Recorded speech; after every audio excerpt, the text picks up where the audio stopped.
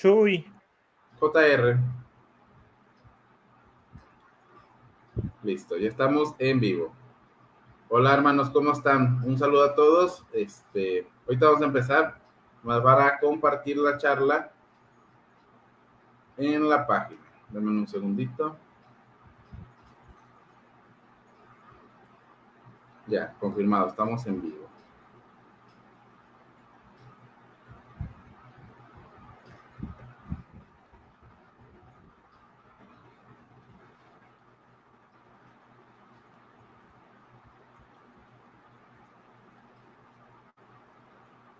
Listo. Ahora sí.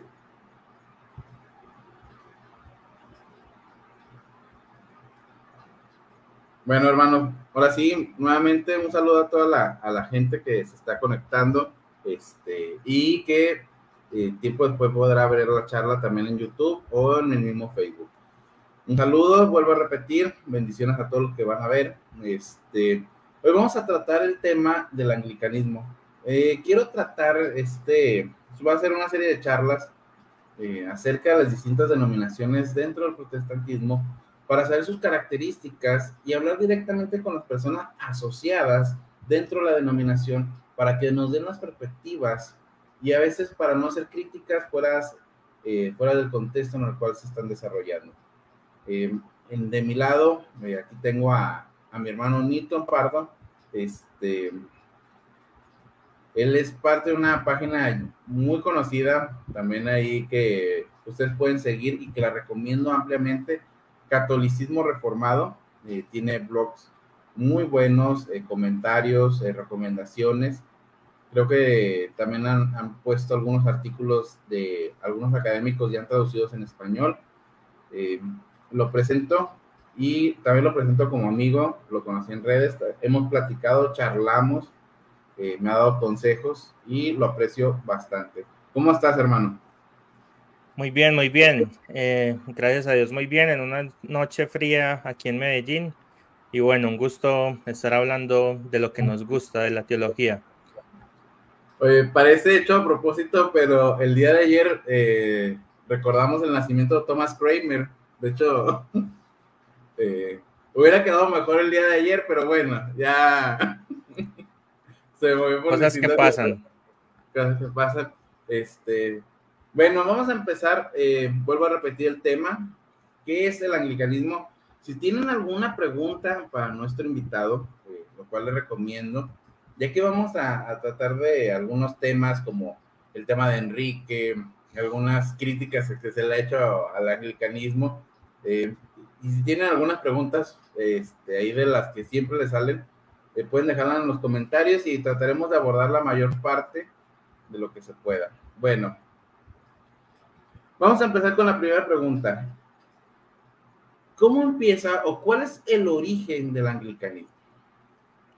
Bien, para contestar esta pregunta nos tenemos que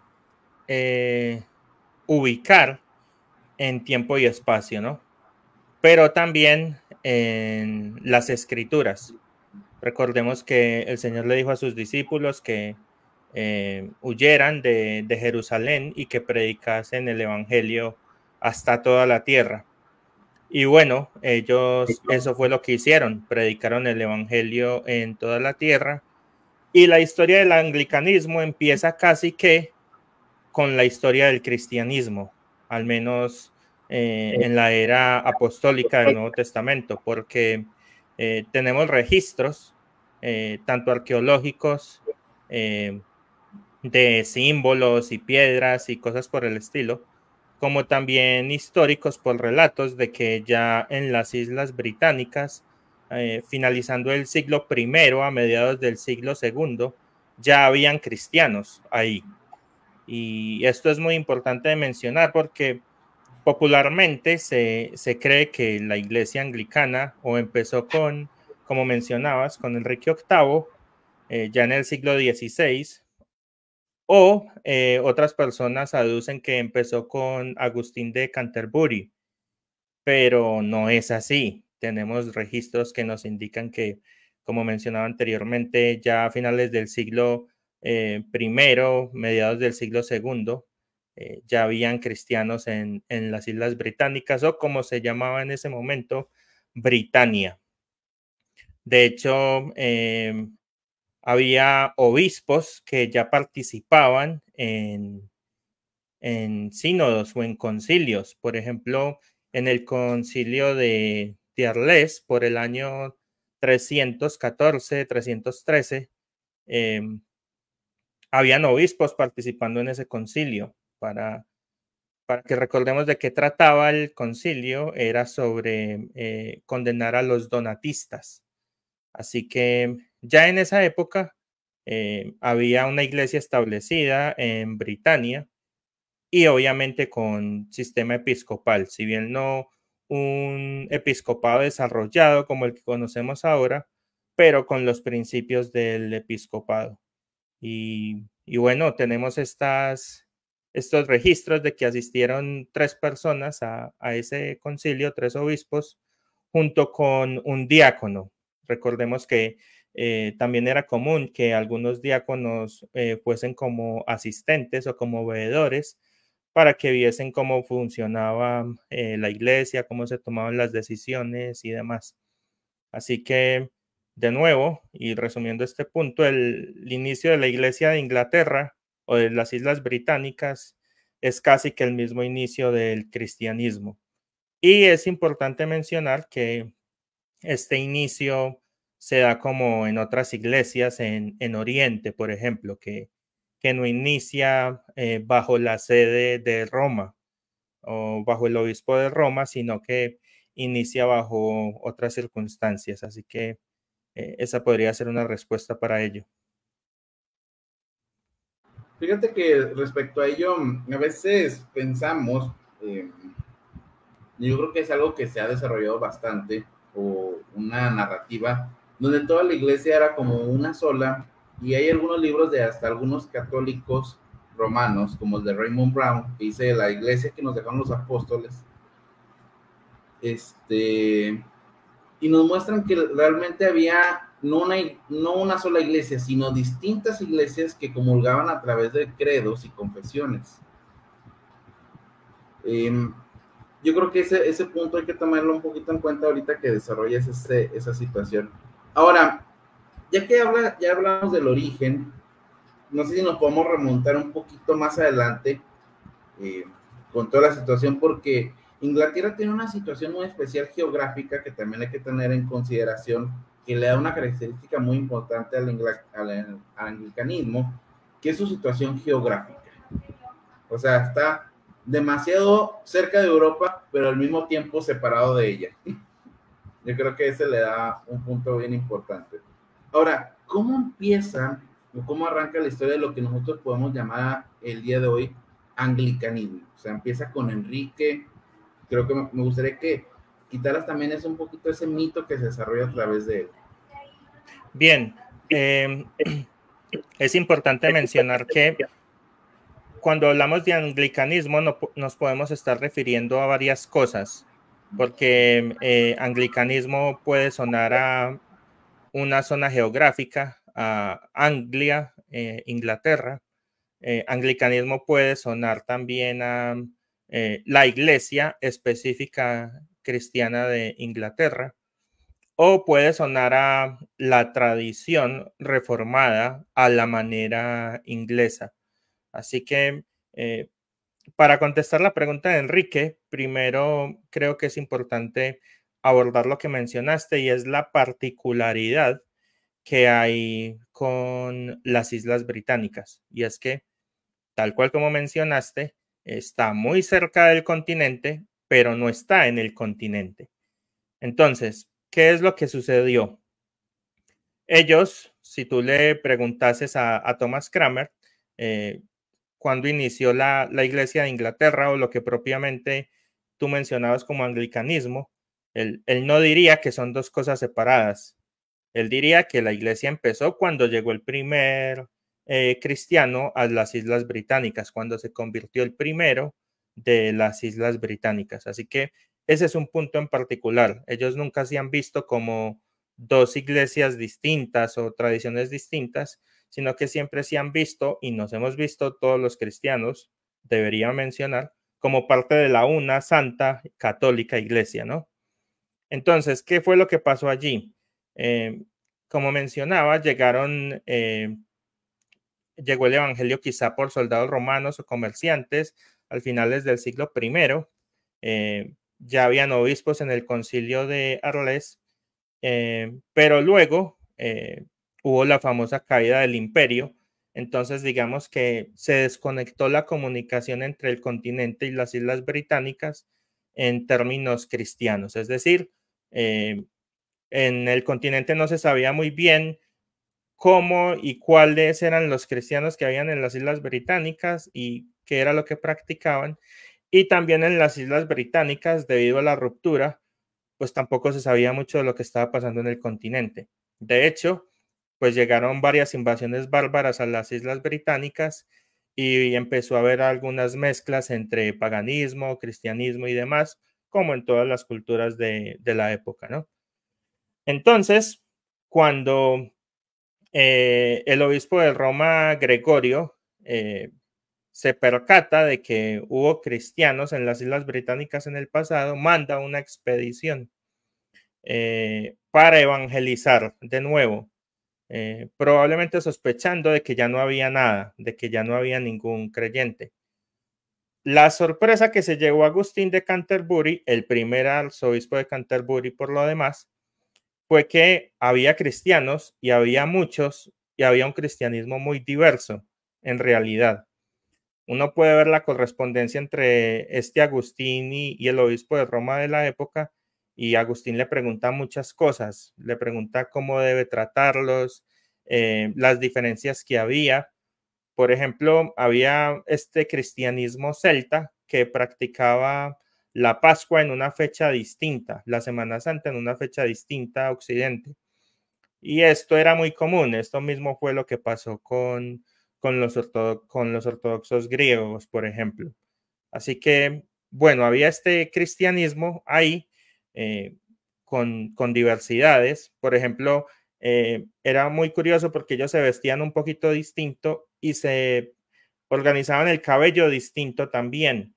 Entonces eso ocasionó choques al principio porque en ese momento el pueblo, al ver cortes de cabello distintos, asumía que sus creencias también eran distintas entre los diferentes cristianos, pero no era tal, eran diferencias mínimas como esa.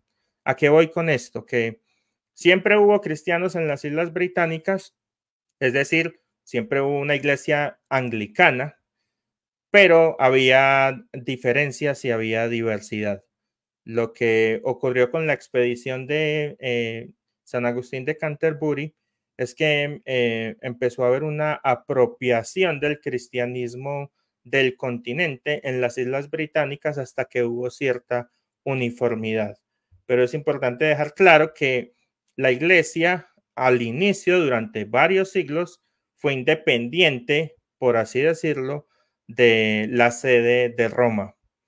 Sin embargo, en el sínodo famoso de Whitby, pues llegaron a la conclusión de que era necesario cierta uniformidad.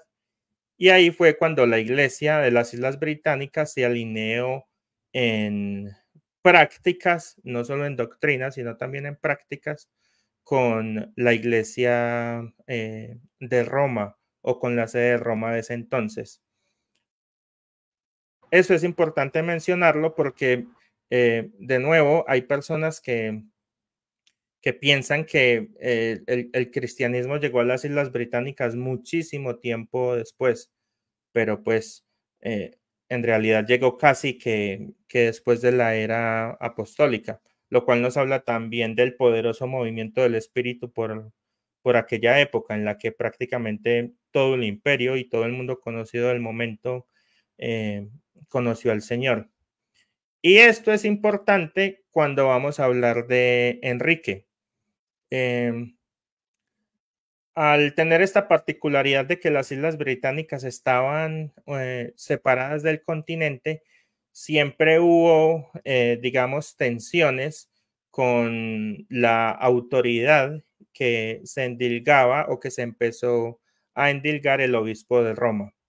Entonces, digamos que siempre hubo estas tensiones y en momentos muy marcados de la historia de las Islas Británicas, había más o menos reticencia a la autoridad del obispo de Roma. Por ejemplo, para los que alguna vez han estudiado jurisprudencia, está el asunto de la Carta Magna, ¿no? Cuando el mandatario de entonces publicó la Carta Magna en la que se decía que la Iglesia de Inglaterra siempre sería libre, ¿no? Libre de los mandatos de cualquier obispo fuera de las Islas Británicas. Ellos siempre fueron, digamos, bastante independientes y o nacionalistas. ¿Qué pasa entonces cuando llega Enrique al poder? Esto es en el siglo XVI. Tenemos que tener en claro que eh, era un clima muy álgido políticamente hablando en la Europa de entonces. Estaban ocurriendo varias reformas, no solo religiosas, sino también políticas y también en materia de educación. Recordemos que estamos en pleno auge del Renacimiento, del humanismo, y digamos que la gente empezó a tener eh, un deseo por defender su independencia en su territorio específico. Es decir, empiezan lo que podemos conocer ahora como nacionalismos. Ahora bien, vamos a la historia en propiedad. Enrique llega al poder y llega muy joven y lo casan con su ex cuñada porque era la esposa de su familiar y era una mujer ya que le llevaba bastantes años y esto casi que rayaba con el pecado.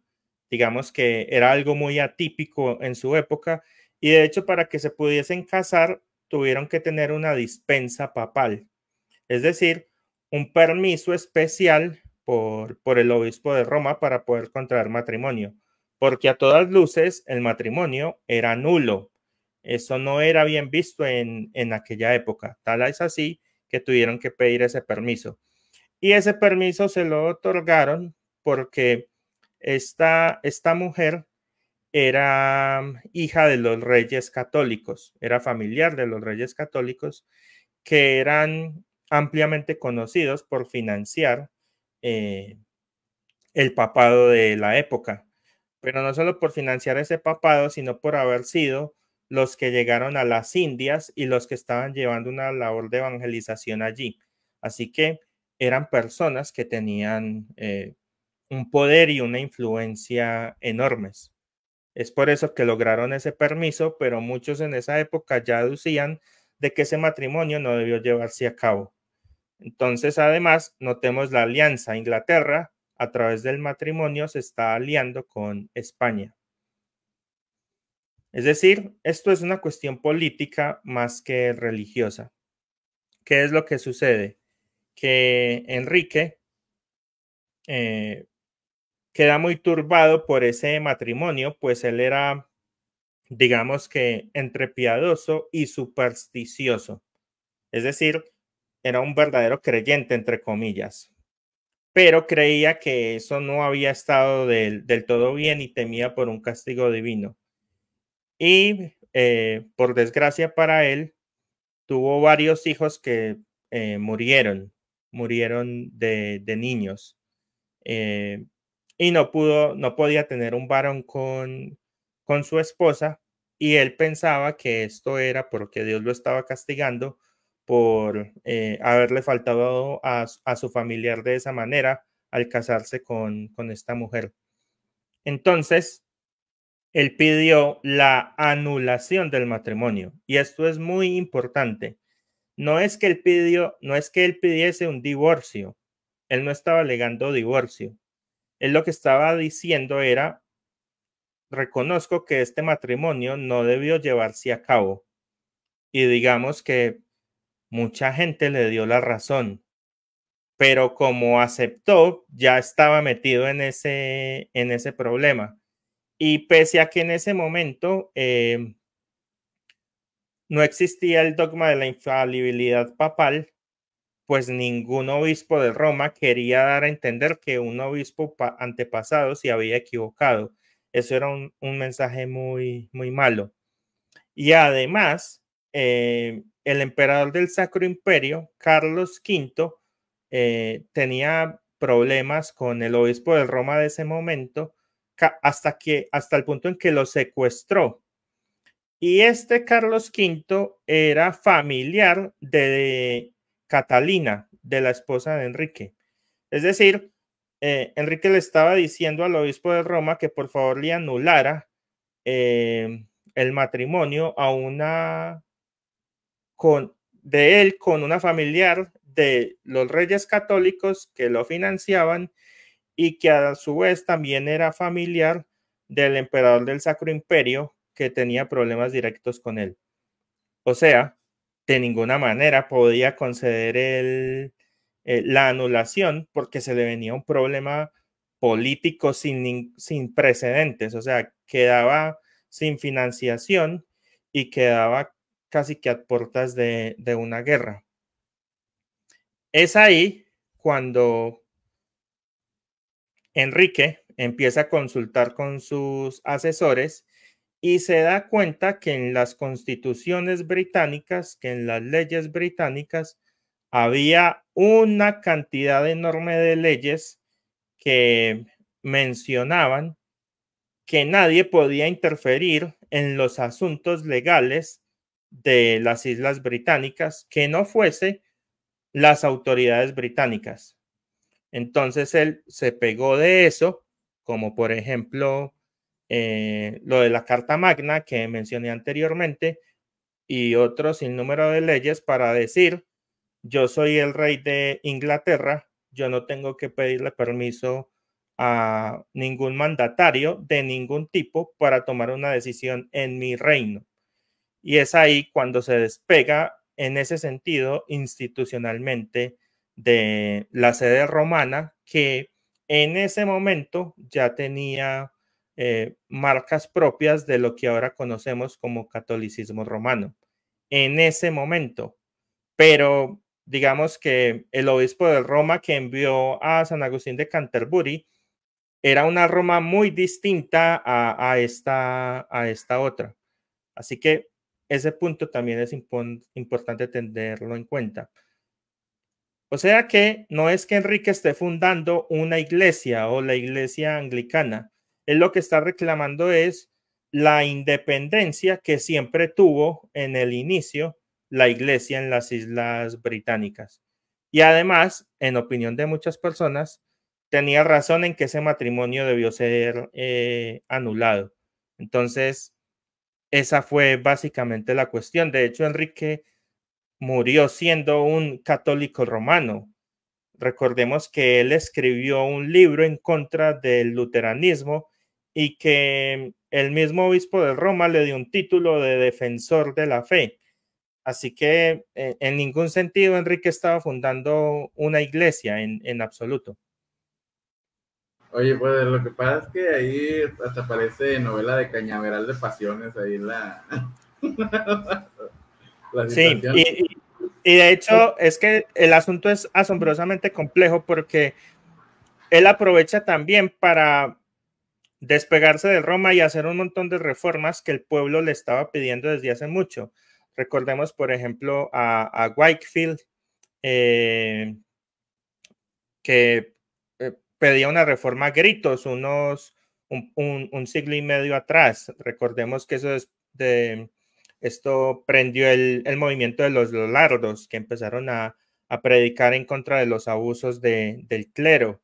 En ese momento había una crisis impresionante porque el clero se había apropiado de casi todas las tierras disponibles en las Islas Británicas y ya los nobles no tenían dónde comprar tierras o dónde construir y demás, porque todo era del clero. Y el asunto era tan escandaloso que la mayoría de obispos que estaban en las Islas Británicas nombrados por la sede de Roma de ese entonces no vivían en las Islas Británicas, vivían en Italia o en otros países del continente. Es decir, devengaban sueldos de el pueblo inglés, pero muchos de ellos ni siquiera pisaban el suelo inglés nunca. O sea, era algo a nuestros ojos completamente sacado de los cabellos. Eso sería imposible al día de hoy. Entonces, es un montón de circunstancias las que llevan a Enrique a tomar esa decisión. Sí, pues bueno, lo que tú comentas le podríamos llamar, aquí en México le llamamos aviadores, o sea, gente que está en la nómina, pero no trabaja en ella, o sea, entonces, Sí. bueno, algo que yo creo que ahorita que está escuchando, porque siempre pintan a Enrique como un mujeriego, como alguien que quiso poner su autoridad y por eso quería toda la cuestión de esa situación del divorcio. Bueno, ahorita que ya dices es una anulación, para ser más específico, pero siempre se desarrolla como que lo ponen como siempre, a lo mejor puede ser que no sea perfecto, pero siempre lo ponían como el más malo de la historia, Enrique, en esa situación. Lo que pasa, brother, es que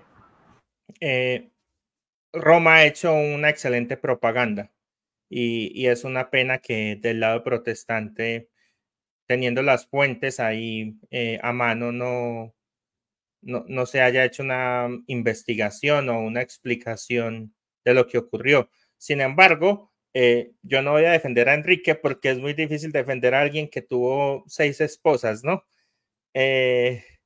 Pero, por ejemplo, bueno, la historia cuenta que creo que fueron 2 de ellas las que murieron por supuesta infidelidad. Es muy difícil decir si fueron infieles o no. Otra, por desgracia, se murió y cosas por el estilo. Pero digamos que el suceso en particular de la anulación es muy probable que sí haya tenido razón o al menos el derecho de que eso se revisara de una mejor manera y pues por asuntos políticos no lo hicieron. Digamos que en ese sentido él es una víctima del sistema monárquico de entonces y de los enredos políticos de entonces. Ahora, avanzando un poquito en la cuestión de la historia, pasa eso con Enrique. Obviamente ya había ánimos de reforma, digo, no precisamente Enrique, como tú estás bien comentando, él era un católico romano, pero sí había gente que deseaba reforma dentro de Inglaterra. ¿Crees que se juntaron el momento y el lugar adecuado? Digo, ahí estaba Thomas Cranmer, aprovecharon ese movimiento, esa ola que se estaba viniendo. Sí, sin duda, sin ninguna duda. Pero déjame hacer quizá una precisión o más general, ¿no? Y es que al menos yo no sé cuál sea tu experiencia, pero al menos yo he notado que cuando se habla de reforma, muchas personas solamente piensan en la reforma del siglo XVI, pero no tienen en cuenta que en la iglesia latina, en la iglesia occidental, hubo muchas reformas durante mucho tiempo, porque generalmente el clero tenía tiempos de luz, pero tenía muchísimos tiempos de oscuridad. Recordemos, por ejemplo, la reforma que hace San Benito a los monasterios con la regla, o recordemos a San Francisco de Asís, criticando la opulencia y la inmoralidad de su tiempo. En Inglaterra pasan cosas similares antes de Enrique y con Enrique, lo que te mencionaba con los monasterios, porque ya muchos no servían para nada, porque no hacían nada en los monasterios, era como casi que un edificio donde vivía gente, pero no había ningún tipo de espiritualidad.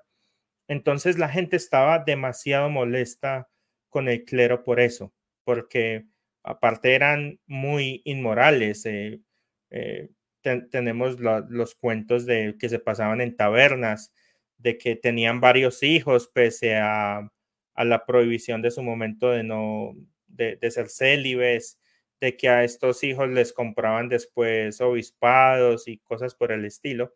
Eso estaba muy, muy generalizado. Entonces mucha gente quería reformas. Lo que pasa es que hay algunos que querían reformas educativas porque el clero era bastante ignorante en ese momento, ya que su tarea era más repetitiva que explicativa, es decir, repetir los ritos, la misa en latín y demás, era algo como muy automático. Otros querían una reforma moral, por lo mismo, porque había una inmoralidad impresionante. Los monjes, el clero de la época no era ejemplo de virtud, pero otros querían una reforma teológica. ¿Y quiénes eran esos otros? Eran algunos que habían tenido clase en Inglaterra durante algunos años con Erasmo de Rotterdam. Erasmo, mucha gente no lo sabe, estuvo en Inglaterra y enseñó en universidades durante algunos años.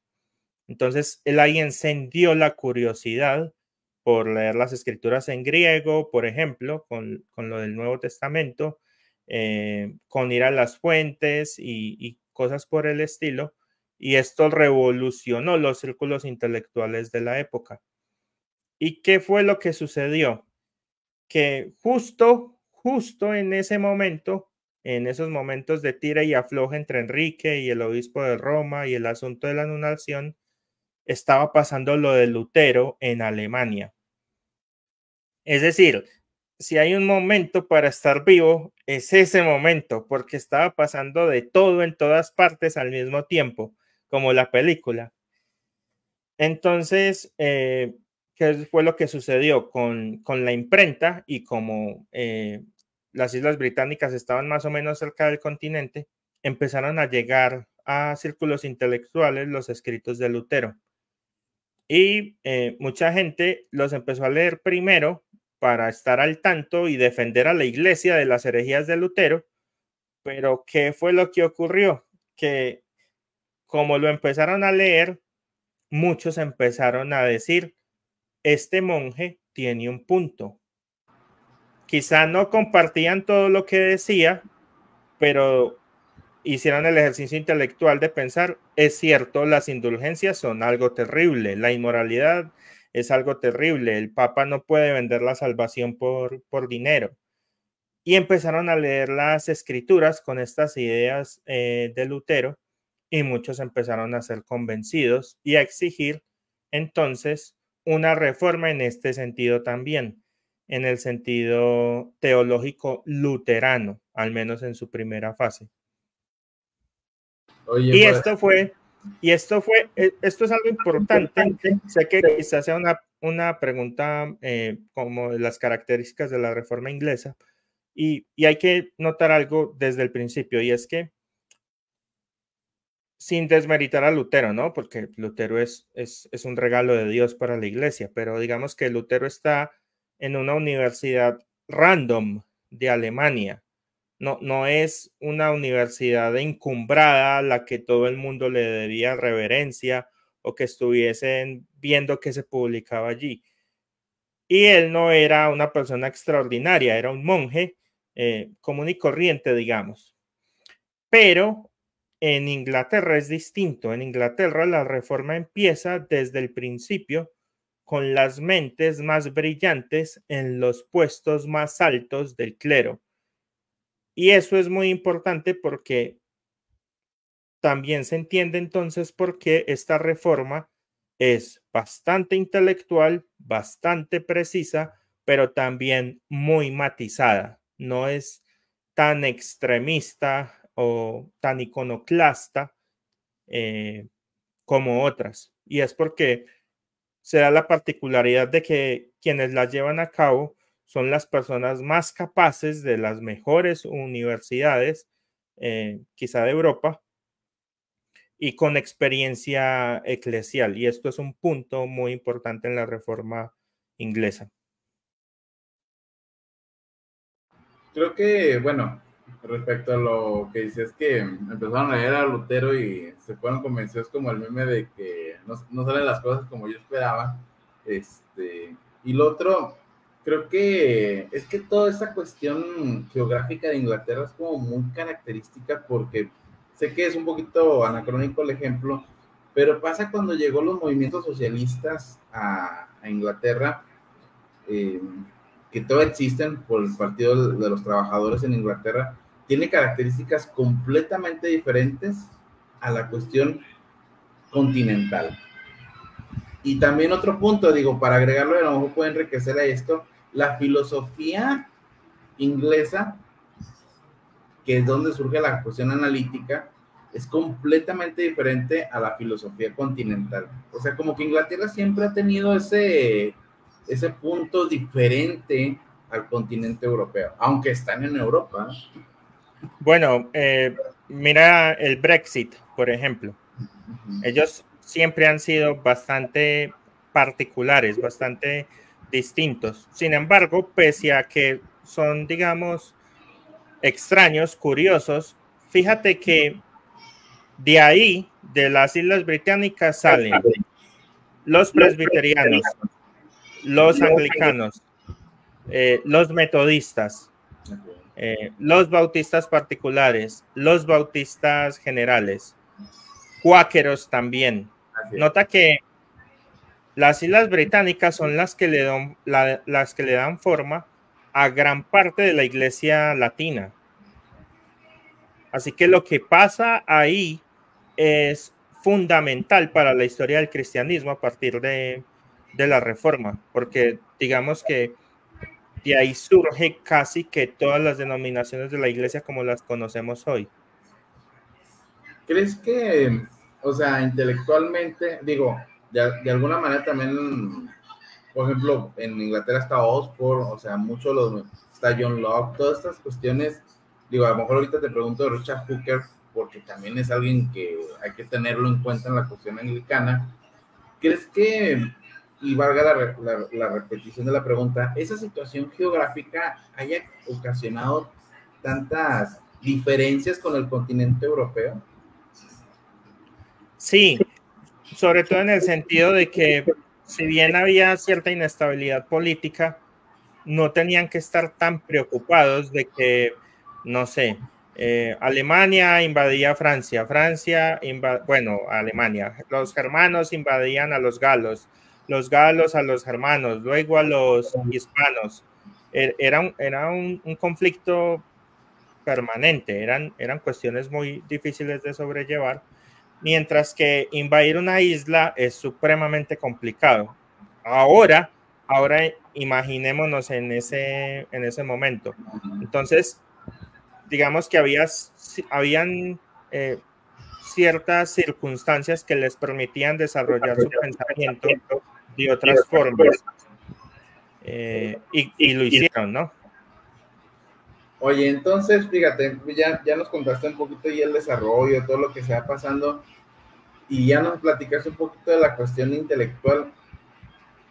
Y luego llega Thomas Kramer, todos estos reformadores intelectuales, ¿y qué sucede después? Bien, es una excelente historia porque a Kramer lo aprueba el obispo de Roma de su momento. ¿Qué es lo que empieza a suceder? Que uno puede ver la historia de la Reforma inglesa como cierta parte de historia del progreso de estudio del arzobispo Cranmer. Se puede hacer un análisis comparativo de sus escritos y uno empieza a ver cómo Cranmer es un romanista devoto, un papista católico romano. Luego empieza a ser un luterano moderado. Luego empieza a ser más una especie de ginebrino, por decirlo de alguna manera, y luego termina con una vía media entre Zurich y Ginebra. Así que el proceso intelectual y teológico de Cranmer es casi que el proceso de reforma de la iglesia en Inglaterra. Y es bueno hacer este punto aquí porque muchas personas tienen este cliché incorrecto de que el anglicanismo es una vía media entre el catolicismo romano y el protestantismo, pero no es así en ningún sentido. Si uno lee los artículos de la religión cristiana, por ejemplo, nota que hay la iglesia anglicana se desmarca confesionalmente y muy duramente de la iglesia romana, condenando sus abusos, sus excesos y demás. Lo que hay es una vía media entre Zurich y Ginebra, entre el protestantismo continental, lo que conocemos como reformado, en vez de luterano. Algunos también dicen que el anglicanismo tiene influencia luterana. Podría ser en términos litúrgicos y sobre todo en el asunto de mantener las tres órdenes sagradas, ¿no? Los obispos, los presbíteros y los diáconos.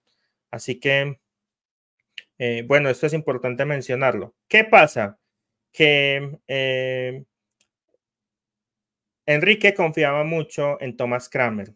Cranmer era una persona bastante amable, se podría decir irénica, a veces pasaba por cobarde, pero los últimos biógrafos en realidad lo describen como un estratega paciente, como alguien que sabía que si quizá presionaba más de lo debido, la causa de la reforma se iba al suelo, entonces era mejor ir de a escalones, de a poquitos, con paciencia, confiando en la providencia de Dios de que las cosas iban a salir bien.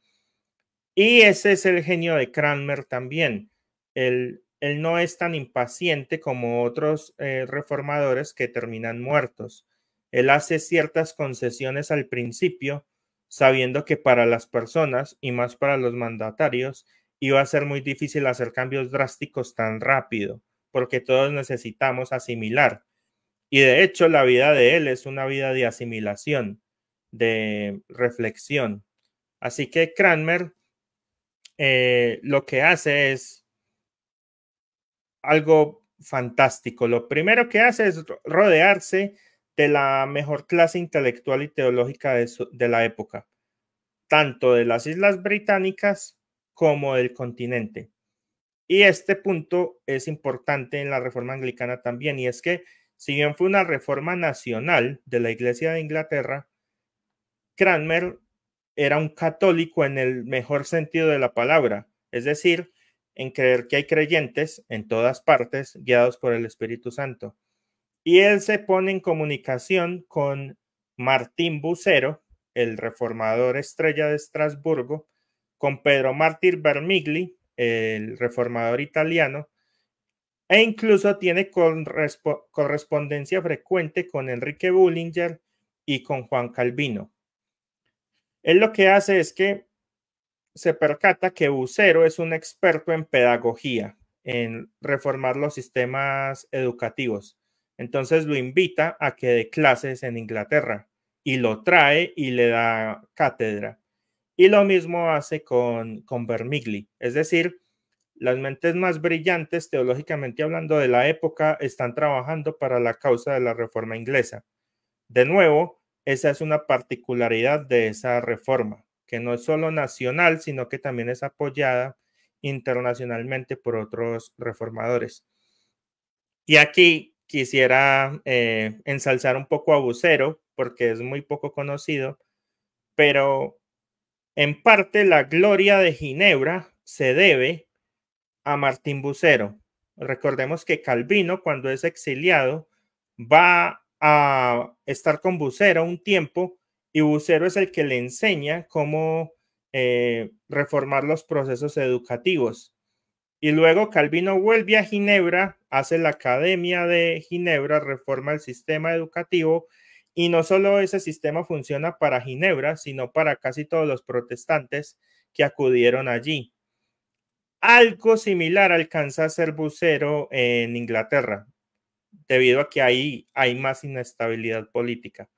Entonces notemos cómo fue importante la tarea de Bucero para la causa de la reforma. Y lo otro que hace es, bueno, Luego de tener estas estrellas en Inglaterra, empiezan a darle forma a la reforma precisamente. Y lo primero que hacen es, necesitamos que la gente escuche y adore al Señor en su propio idioma. Entonces necesitamos modificar la liturgia. Y Cranmer se emprende en esa tarea. Lo que hace es la confesión de fe, los 39 artículos, que originalmente eran el 42, luego pasaron a ser 39. Y también lo que hace es que para asegurarse de que el pueblo entienda su doctrina, su genio es que la doctrina la pone en modo de adoración. Y ahí crea el libro de oración común, que es otro principio anglicano, lex credendi, lex orandi. La ley de la oración es la ley de la fe. O la ley de la fe es la ley de la oración. Y esta es una gloria de la reforma inglesa, y es que su confesionalidad también está expresada en liturgia, en forma de adoración. Y así se aseguraban, todos se aseguraban de que la gente entendiera lo que estaba haciendo y lo que estaba creyendo. Entonces, a grandes rasgos, Cranmer hace la confesión de fe y luego hace el libro de oración común. Y notemos, por ejemplo, la sabiduría de él, y es que el libro tiene dos versiones, una que es más conservadora, entre comillas, conservadora en el sentido de conservar ciertos ápices de catolicismo romano, de nuevo, como escalando en peldaños, y la segunda versión es distintivamente protestante, hasta ya casi un siglo después con el acuerdo isabelino que queda el libro de oración común del 62. Así que esa es la forma en la que él lleva a cabo la reforma. Además de que se logró traducir la Biblia al inglés. Y esto ocasionó otra explosión para la causa de la reforma, en el sentido de que ya muchas más personas, muchos más nobles sobre todo, entendían el texto y entonces entendían lo que estaba pasando y por lo que estaban luchando. Así que es un resumen muy simplificado, porque hay un montón de detalles, hay un montón de luchas internas entre el clero también y cosas por el estilo, pero a grandes rasgos eso fue lo que ocurrió. Ok, bueno, ya entendimos un poquito de la historia. Quisiera preguntarte, para no hacer tan larga la cuestión de ¿qué podrías tú considerar? Sé que algún material no está en español, pero ¿quién serán los principales teólogos que tenemos que leer como para entender el anglicanismo? Ok, esa es una excelentísima pregunta. El anglicanismo, al menos el anglicanismo clásico reformado confesional, es distintivamente agustiniano, como los reformados en general. Así que tenemos que leer a San Agustín. Sin ninguna duda tenemos que leer a San Agustín. Pero también es distintivamente católico en el sentido de la iglesia de todos los tiempos. Así que habría que leer también a Bernardo de Claraval, por ejemplo, o ese tipo de autores. Ahora, en el aspecto central de reformadores ingleses, tendríamos que leer a Thomas Cranmer, tendríamos que leer a John Jewell, tendríamos que leer a Richard Hooker, tendríamos que leer al obispo Ussher. Esas serían lecturas obligatorias. Por desgracia, mucho de eso no está en español, pero en Catolicismo Reformado estamos comprometidos con traer algo de eso al español. Ya hemos publicado algunas cosas de Richard Hooker. Ahorita vamos a publicar algo de John Jewell y cosas por el estilo. Es muy probable que también podamos traducir los formularios anglicanos al español, que de hecho esa es otra particularidad del anglicanismo, y es que la confesión de fe del anglicanismo no son solo los 39 artículos de la religión cristiana, son los 39 artículos de la religión cristiana más los 2 libros de homilías, que son sermones autorizados y compuestos también por los reformadores, más el libro de oración común y el ordinal. El libro de oración común es la ejemplificación en la vida diaria, en la liturgia, de la confesionalidad anglicana. Así que si alguien quiere saber qué cree un anglicano de la doctrina de la escritura, pues tiene que leer los 39 artículos, pero también las homilías que hablan acerca de las escrituras o de la justificación por la fe y demás. Obras, algunas obras, por ejemplo, es básico que se lean la Apología de la Iglesia de Inglaterra de John Jewell, por ejemplo. Es importante que se lean las leyes de la política eclesiástica de Richard Hooker, por ejemplo. Son obras que son de lectura obligada. Bueno, yo creo que, bueno, podemos tomarlos ahí como base. Sigo recomendando Catolicismo Reformado para algunas introducciones que les pueden ayudar. Me gustaría hablar, yo creo que ahorita ya dijiste, es una característica que debemos de tomar en cuenta, como la cuestión de cómo entender el anglicanismo, que no solamente son los artículos, sino el libro de la oración común, las homilías, toda esa estructura. Pero, ¿cuál tú crees que sería la cuestión de las principales características del anglicanismo? Sé que hay una como que el tripoide anglicano, no sé si lo podemos tomar como en cuenta. ¿Qué se puede decir de eso? ¿Cuál es, digamos, como que lo principal del anglicanismo, lo que lo distingue de otras tradiciones? Ok, es muy importante tener presente que el anglicanismo es una expresión de la tradición reformada. Es decir, en ese sentido, casi que lo que hace distintivo a un reformado es también lo que hace distintivo a un anglicano. Pero dentro de las expresiones de la reforma o de la tradición reformada, como los presbiterianos o los continentales, etcétera, lo que distingue al anglicanismo entonces es que es una reforma matizada y muy cuidadosa entre lo que podemos preservar de la tradición y lo que debemos desechar de la tradición. En ese sentido, preservamos las órdenes sagradas, el obispo, el presbítero y el diácono. Y lo hacemos tanto porque hay suficiente base en las escrituras para ello, como porque básicamente toda la iglesia de todos los tiempos estuvo organizada de esa forma desde el principio, como mencionamos en el Concilio de Arles, por ejemplo, o en la documentación que hay de San Ireneo, etcétera.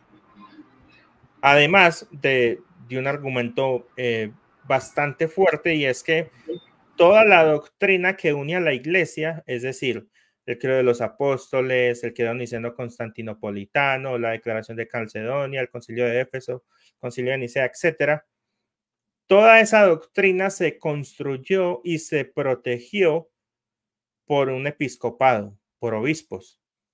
Y esto no es un dato menor. Sería bastante extraño que el Espíritu Santo haya permitido que toda la doctrina que une a la iglesia, que define si alguien es cristiano o no, estuviese protegido o guardado por un gobierno contrario a las escrituras. Así que esa es una distinción. Pero otra distinción importante, como compartimos en Catolicismo Reformado hace poco, que lo reconocen presbiterianos de la talla de Carl Truman o luteranos como Kolb, es que el anglicanismo es característicamente trinitario, no solo en su teología, lo que sería obligatorio para todos, sino también en la liturgia. La liturgia anglicana es casi que detallada y minuciosamente trinitaria en todos sus aspectos. Y hay algo importante de la tradición anglicana, y es que el libro de oración común no solo es para los domingos en la iglesia, sino que tiene la oración matutina y la oración vespertina que uno puede hacer a lo largo de todo el año, en la que lee algunas veces el Antiguo Testamento, muchas veces los Salmos, el Nuevo Testamento, al menos de las secciones principales, salvo genealogías o historias que se repiten en otros libros. Así que es una tradición que acompaña al creyente todos los días de su vida, centrados en la Santísima Trinidad. La tradición anglicana, el anglicanismo, no está centrado en Cristo o en el Padre o en el Espíritu Santo. Está centrado característicamente en la Santísima Trinidad en términos devocionales y litúrgicos. Así que esa es otra característica. Bueno, yo creo que eso podría ayudarlos a alguna gente que podría estar interesada en esta tradición. Dejemos claro que estamos hablando en unos términos muy, muy, muy resumidos, casi que pecando de simplificaciones, ¿no? Ahorita encima los pentecostales diciéndote, no, atacándote. No, de hecho, o sea, la idea de estas charlas, al rato vamos a tener un luterano, también un pentecostal, es, aún con nuestras diferencias, demostrar que tenemos bastantes cuestiones en común, aún con todas nuestras diferencias, que hay bastantes, sí. Pero dentro de la catolicidad, ahí robando el término que siempre utiliza Iván Rubio, queremos demostrar que también, o sea, hay muchas presiones dentro del cristianismo protestante y que pueden ser válidas también dentro de nuestra región. Bueno, otra situación, yo creo que esta pregunta es la más difícil porque sabemos cómo está la cuestión anglicana en algunos lados. ¿Cómo ves el futuro de tu denominación? O sea, también hay que entender que no todo el anglicanismo es igual ahí en el anglicanismo ortodoxo, está la ANCA, pero ¿cómo ves el futuro de la organización anglicana? Bien, muchas gracias por hacer esta pregunta porque es bastante importante, ¿no? Y es que cuando me hacen esa pregunta o una acusación velada con una pregunta así, yo siempre digo que, o siempre hago la pregunta más bien de si una persona que dice ser cristiana no va nunca a la iglesia, no reconoce que Jesús es verdaderamente hombre y verdaderamente divino y vive una vida abiertamente inmoral sin ningún tipo de arrepentimiento, ¿es cristiana realmente? Diríamos, no es cristiana porque no cumple los requisitos para hacerlo. Lo mismo podemos hablar de nuestros hermanos presbiterianos, ¿no? Denominaciones que se autodenominan presbiterianas, que casan homosexuales, que no creen que la Biblia es la palabra de Dios, que no se suscriben a la Confesión de Fe de Westminster, ¿son verdaderamente presbiterianos? Diríamos, no lo son. Bueno, es lo mismo con los anglicanos. Que alguien se llame anglicano, eso no hace que lo sea. Para ser anglicano, al menos bajo los términos histórico-teológicos del acuerdo en el que se consolidó el anglicanismo, bajo los 39 artículos de la religión, los libros de homilías, el libro de oración común y el ordinal, pues eso es lo que hace un anglicano. Si alguien no se somete en teología, piedad y práctica a dichos formularios, pues no es un anglicano y ya. Esa sería la respuesta. Así que si el actual arzobispo de Canterbury casa homosexuales, pues él no es un anglicano. Es así de simple. Esto no es ciencia espacial, no es algo extraño, ¿no? Ahora bien, ¿cuál es el futuro? El futuro del anglicanismo es el mismo futuro del cristianismo o el mismo futuro de la tradición reformada. Solo habrá futuro en tanto y en cuanto nos suscribamos a lo que dice la Escritura y vivamos por ella.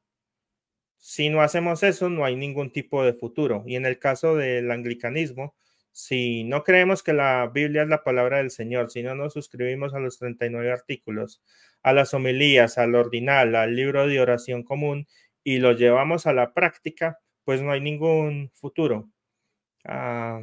Eso, digamos, a manera como de exhortación, indignación, por decirlo de alguna manera. Pero por otra parte, el futuro está en consolidar una comunión ortodoxa. El Señor nos llama en Juan 17 a buscar la unidad y por desgracia creo que todos los cristianos estaríamos de acuerdo en esto. Es que hacemos quizá mucho énfasis en lo que no estamos unidos en vez de hacer énfasis en lo que sí estamos unidos. Así que necesitamos los anglicanos en particular, los reformados en general y los cristianos en un nivel superlativo, necesitamos con muchísimo esfuerzo consolidar comuniones ortodoxas que tengan en la estima que se necesita la palabra de Dios y en las diferentes expresiones de la iglesia su confesionalidad. Eso es lo que necesitamos y bueno, desde Catolicismo Reformado tratamos de hacer eso. No somos presbiterianos, por ejemplo, pero ponemos a disposición muchos recursos para nuestros hermanos presbiterianos, algún metodista quizá, porque necesitamos eso, necesitamos que las denominaciones históricas le hagan justicia a su historia. Que se Así conozcan. que, A claro, veces, que se conozcan. a Sí, veces nomás como comentario, a lo mejor como crítica, a lo mejor en Latinoamérica, uno a veces llega a ciertas denominaciones históricas, a veces con ese romanticismo, y luego te das cuenta que el pastor en turno no conoce nada de su propia historia, ¿no? Yo creo que es algo muy triste y yo creo que, y esperemos que la generación que nosotros estamos, no solamente hagamos crítica, sino que también participemos en nuestras iglesias y aquello que criticamos podamos transformarlo. Porque si no, no vamos a quedar en pura palabra, solo decimos y nada hacemos. sí, tal cual. Ahora, aquí tenemos algunas preguntas, algunos saludos. Aquí está un saludo de tu esposa. Pregúntala. Bueno, ya la contestaste como 20,000 veces, diciendo, ¿los anglicanos son reformados? Sí. De hecho, es curioso porque los católicos romanos de su momento los tacharon de reformados. Para nosotros reformados sería como un adjetivo positivo, pero ellos lo decían en términos despectivos, ¿no? Tan en alta consideración se tenían los anglicanos que, por ejemplo, Calvino, publicamos una serie en Catolicismo Reformado sobre eso, sobre Calvino y la Iglesia de Inglaterra. Calvino tenía una correspondencia abierta con Cranmer, con Cranmer y con Vermigli, bueno, y con Bucero, que vivió prácticamente con él, y apoyaba la reforma y estaba muy contento con la reforma. De hecho, él ya hace llamados de atención a escoceses diciéndoles que no peleen por cosas como las vestiduras de los presbíteros o cosas así. Les dice que hay que madurar básicamente, que eso no significa, perdón, ¿no? Que eso no significa mucho. Entonces sí, él hacía algunas críticas a las que Cranmer hizo caso y luego pudo corregir. Por ejemplo, los anglicanos fueron al sínodo de Dort, de la iglesia holandesa, y los tenían tan en alta estima que al obispo le organizaron una silla especial adornada como que era distintivamente de un obispo.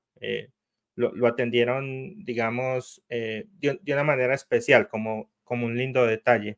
Y en las actas, de hecho, hace unos días hablamos de eso, y en las actas se ve cómo ellos tenían una voz y un voto importante. Así que sí, eran reformados, tal cual. como comentario, antes de criticar, lean las actas de Dort. Uno se sorprende de las cosas que lee uno. El problema es que son más de 1000 páginas, pero sí, hay que leerlas. Ok. Fíjate que esta pregunta me llamó mucho la atención y es bastante interesante. ¿Cuál es la postura eucarística o de los sacramentos de los anglicanos en contraste con la presbiteriana? ¿Son iguales? ¿Son diferentes? En los formularios son iguales. Son básicamente iguales porque las posturas son la interpretación reformada de Agustín. Sin embargo, es cierto que nosotros los anglicanos usamos un lenguaje, digamos, que da más pie al misterio y a la contemplación. Esa sería quizá una diferencia. Y quizá los presbiterianos no se arrodillarían para tomar la comunión, por ejemplo. Al menos los modernos tengo entendido que para ellos eso sería algo muy escandaloso. Recordemos que los presbiterianos eran de corte muy puritano y los puritanos, bueno, eso da para otro programa, ¿no? Pero los puritanos tenían digamos, bastante cosas en contra acerca de ciertas ceremonias o ciertas prácticas. Así que sería algo más de forma que de fondo, al menos en los formularios clásicos. Ya lo que se ha llamado High Church, ya digamos que eso sería otra discusión, pero sería una discusión como la de ahora, ¿no? De si te suscribes o no te suscribes a los formularios, entonces, ¿qué eres si no te suscribes? En fin. Ok, otra pregunta. Whitfield y Tyndale podrían ser contados entre los reformadores ingleses. Hay una distinción que hacen los historiadores y es la de prerreformadores. Digamos que algunos estudiosos no están muy de acuerdo con un término como ese por el anacronismo, sobre todo porque Wakefield está un siglo y medio antes, entonces sería muy difícil que si lo ponemos un siglo y medio después de lo que él estaba viviendo, entendiese lo que estaba pasando o a qué se estaba suscribiendo. Pero lo que sí podemos decir es que son personas muy importantes para la iglesia anglicana y en los hombros de ellos los reformadores anglicanos se separaron tomando muchas de sus denuncias. Bueno, la Biblia en inglés, por ejemplo, sin Tyndale hubiese sido muy difícil. Bueno, hay muchos temas que... Bueno, perdón, lo de Tyndale sí podría ser, lo de Wakefield difícilmente. Yo creo que hay algunos temas que, obviamente porque ya la plática se está alargando, como los Caroline Divines, también, si quieren alguna otra charla, ahí pueden poner en los comentarios. Faltó el movimiento de Oxford, que claro. Es un tema complejo, pero quisiera... pero no es tan complejo en realidad. Okay. Digamos que cuando Newman dice que profundizar en la historia es dejar de ser protestante, está haciendo una de las declaraciones más estúpidas que se hayan visto en la historia de la iglesia, ¿no? Digamos que cualquier persona que tenga acceso a la patrología y a los escritos de los padres de la iglesia va a notar que eso que ellos están diciendo y viviendo no es el catolicismo romano de Trento. Ellos ahí no están viendo que María fue asunta al cielo o que el obispo de Roma tiene el atributo divino de la infalibilidad o cosas de ese estilo, o que si no haces las cosas como un obispo en particular dice, no puede ser considerado cristiano, o peor, que la Biblia aprobada es la traducción de Jerónimo de la Vulgata Latina. O sea, eso no tiene ningún tipo de sentido. Eso en ese punto. Pero en el otro punto es básicamente las luchas propias de las iglesias, ¿no?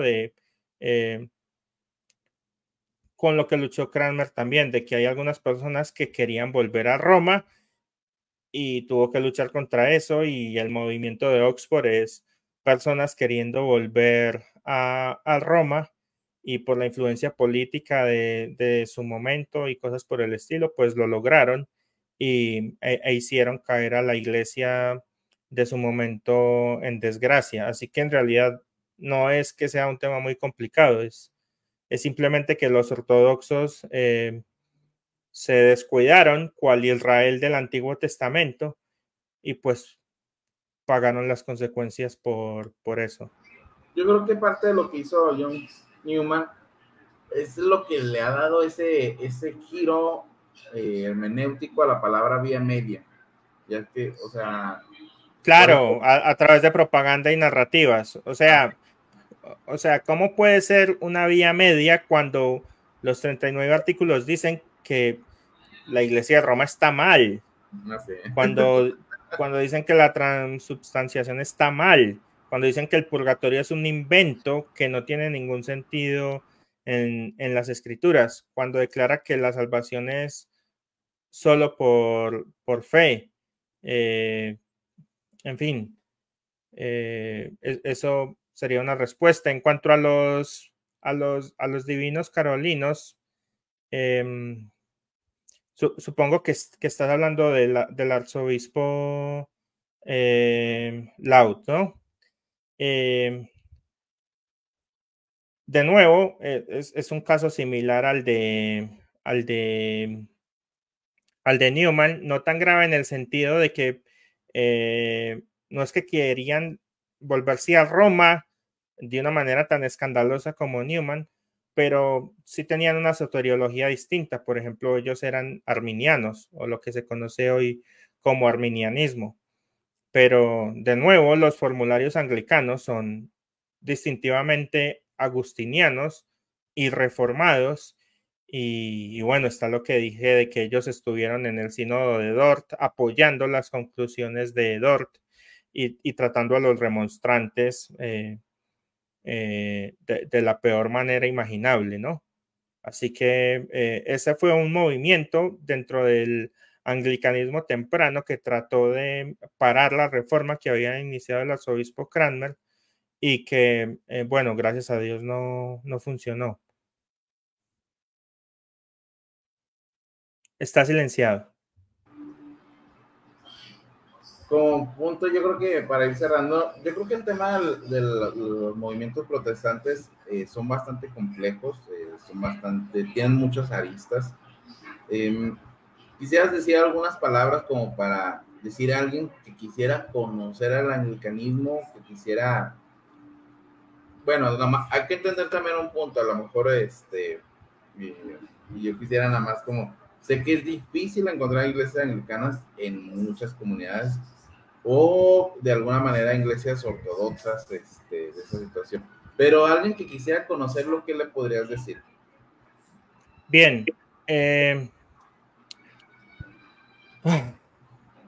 Este es el tema, ¿no? Digamos que lo primero que una persona debía hacer para conocer un movimiento es ir a las fuentes directas de ese movimiento. Es lo que se llama en metodología de investigación fuentes primarias. Así que si alguien quiere conocer el anglicanismo, pues debe leer a los que son anglicanos en los primeros comienzos de su historia. Entonces, debe hacer lo que dijimos ahora, ¿no? De primero conocer el cristianismo en general y luego la reforma inglesa en particular.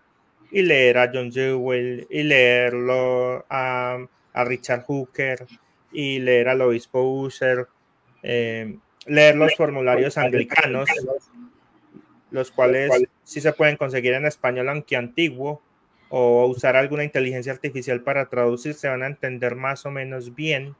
Entonces debe leer los 39 artículos de la religión, debe leer el libro de oración común, las homilías, puede introducirse con personas como el arzobispo Riley, leyendo sus sermones. Esa es una buena forma de empezar. Pero digamos que dejando eso muy claro, es muy importante que cuando una persona está abriéndose por un camino espiritual, lo haga espiritualmente, es decir, en dependencia del Señor y la comunión con el Señor. Eh, necesita una vida de oración bastante marcada, rogándole al Espíritu Santo que lo guíe por sendas de justicia y de verdad y le ilumine el entendimiento. En fin, digamos que eso sería un consejo bastante general. En cuanto a iglesias anglicanas ortodoxas, eh, puede ingresar a la página web aocinternational.org. Es la denominación en la que yo me encuentro. De nuevo, aocinternational.org. Esta es una denominación anglicana, ortodoxa, conservadora, que se apega a los formularios y tiene iglesias en varios países. Si no, pues nos puede escribir también ahí en Catolicismo Reformado, y si conocemos a alguna iglesia anglicana sana, que aunque no sea de esta misma denominación, con gusto lo podemos guiar en ese aspecto. Perfecto. Te agradezco tu tiempo, Nilton. Ya hemos dado a conocer redes sociales, están en YouTube, igualmente en Catolicismo Reformado, tienen una página de Facebook y también tienen, bueno, ahorita Twitter o X o Space, no sé qué se le ocurran al dueño a cambiarle el nombre como sea. ¿Algún otro método que te puedan localizar? Si es que les No, interesa. está bien. Catolicismoreformado.com, Catolicismo Reformado en Facebook, Instagram, X y YouTube también. Bueno, si tienen alguna otra duda, algún otro comentario, puede dejarlo ahí en la caja. Agradezco el espacio, agradezco el tiempo y muchas gracias por este momento, este lugar. Espero que lo puedan disfrutar y que puedan ver toda esa riqueza del protestantismo. Un saludo a todos y buenas noches. Buenas noches.